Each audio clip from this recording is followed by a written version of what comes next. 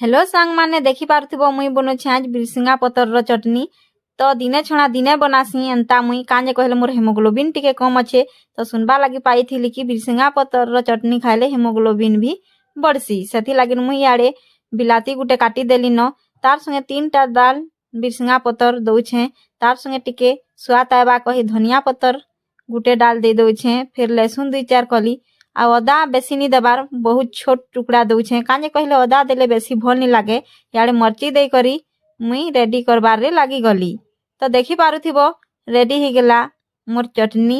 चलो याडे नून टिके दे करी घंटले दमा कांजे कहले जेंसी जिनिस रे भी नून नी देले तार स्वाद टानी आसे कमी जिसी। तो मुई सबु बेले सबु जिनिसटा मीडियम खाइसी देखी पारुथिबो केते सारा नउछे आउ तार संगे हमर मुला साग भी होइछे जेनटा की मोर प्रिय है। मते तो खाइबा लगी चटनी बहुत भल लागला। जदि मोर कथा तमे माने विश्वास नी करबार हेले घरे थरे बने करी जरूर ट्राई करी देखबो। बाय।